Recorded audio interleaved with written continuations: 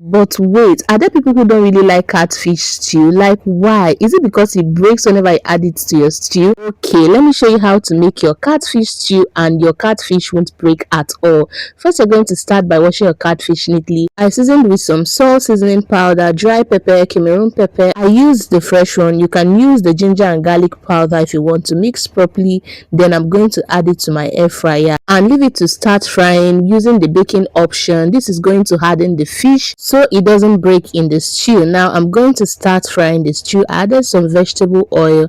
Allow it heat up a little before adding some bay leaf, chopped onion, rosemary seasoning and some dry thyme. I also added some blended ginger and garlic paste. I'm going to give this a very good stir. Allow it to fry for some minutes before going in with my tomato paste. I stirred properly, allowed it to fry until that sour or tangy taste is completely gone before going in with my fresh tomatoes, some blended scotch bonnet pepper and shombo. I also added some curry seasoning powder. I used some beef seasoning, some salt seasoning cube, and I'm going to give this a very good stir to combine. I also allow this to fry until oil begins to float on the tomato. Once oil begins to float on it, it shows that the tomato is well fried, and I'm going to reduce some of this sauce because I'll be needing some to cook my jollof rice. So I removed some of the tomato and set aside before going in with some water, just enough water to match up the sauce in the pot. The quantity of water you add determines on how light or thick you want your stew to be. I don't really like a very thick stew, so I added a little bit more sauce to it, tasted and adjusted seasoning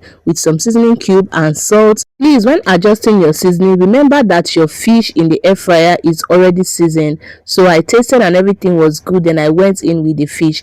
The reason for the air fried fish is not that I want it to be completely dried. I just want to toughen the fish. So I covered and allowed it to cook for 10 minutes, and that is it, guys. Our catfish stew is ready. This tasted so good. Please like, share and follow for more. Bye.